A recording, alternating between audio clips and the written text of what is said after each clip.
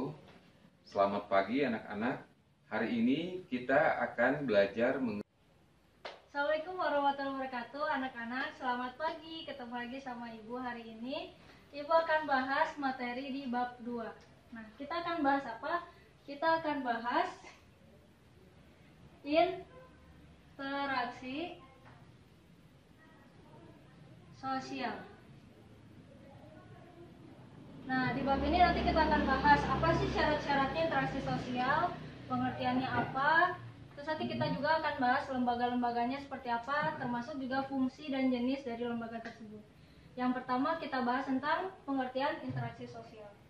Nah, anak-anak, gak ada manusia yang gak bisa hidup tanpa manusia yang lainnya.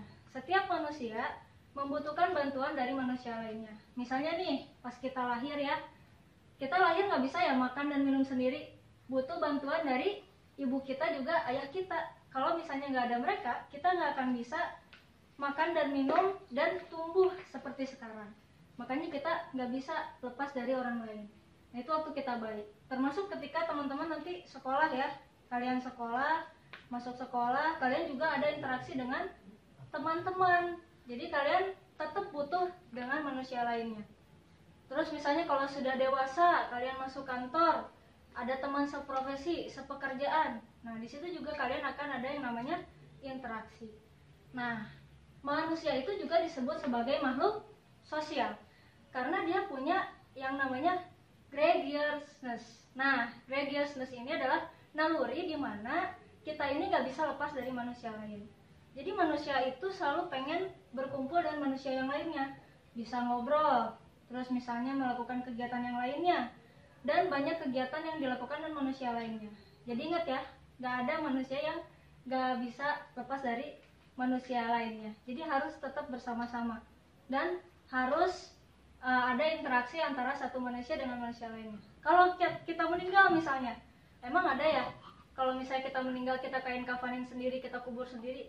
Nah, kita juga butuh bantuan orang lain. Makanya manusia disebut sebagai makhluk sosial, ada interaksi sosial. Nah, ada syarat-syaratnya juga.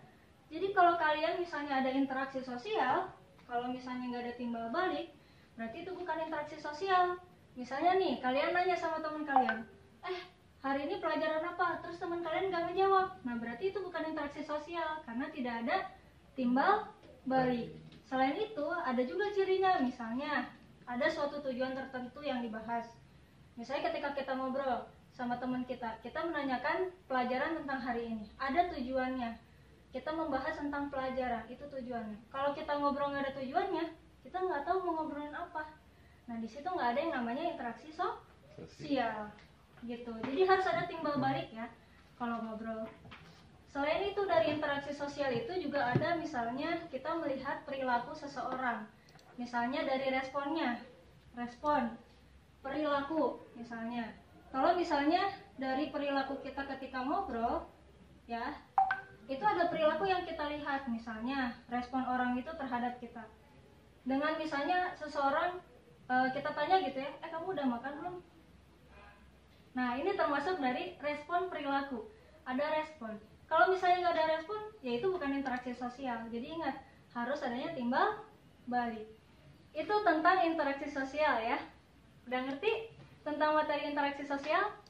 Nah, segitu dulu ya tentang interaksi sosial. Nanti kita lanjut ke jenis lembaga dan fungsi dari lembaga sosial. Terima kasih anak-anak. Assalamualaikum warahmatullahi wabarakatuh. bagus.